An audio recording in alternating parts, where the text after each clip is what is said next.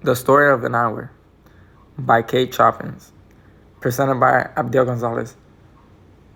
Miss Mallard, a woman in the late 18th century who found out her husband died, but due to her husband's lack of respect and powerful dominance towards her, she finally felt freedom.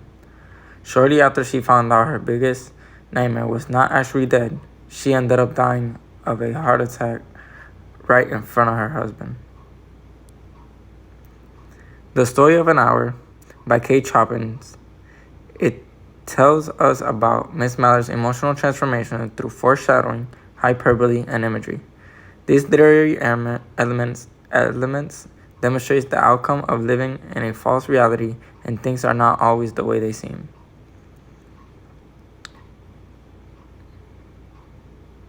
Kate Choppins uses hyperbole to indicate how much pain Miss Mallard goes through. In page 1, paragraph 4, it states, "Into this she sank, pressed down by a physical exhaustion that haunted her body and seemed to reach into her soul." Miss Mallard was drained mentally, embracing her husband's death. Miss Mallard was disturbed.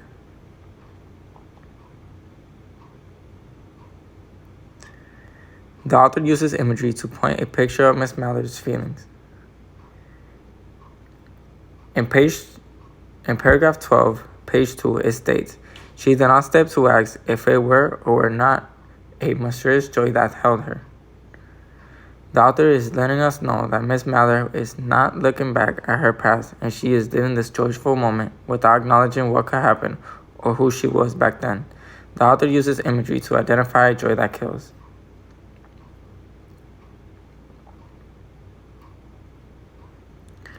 Choppins uses foreshadowing to build tension at the end of the story.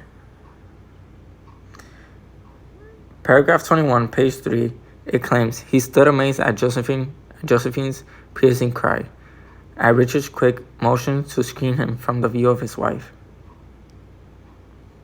This quote refers to the pain Miss Mallard endured through.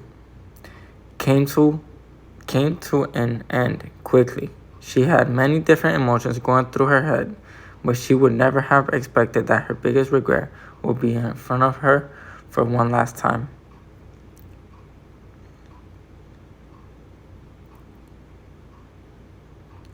The Story of an Hour, where Kate Choppins interprets Miss Mallard's emotional transformation through literary features to clarify the true meaning of a joy that kills. The story goes back to the 19th century, where men had a powerful dominance over their family and took advantage of women's lack of rights.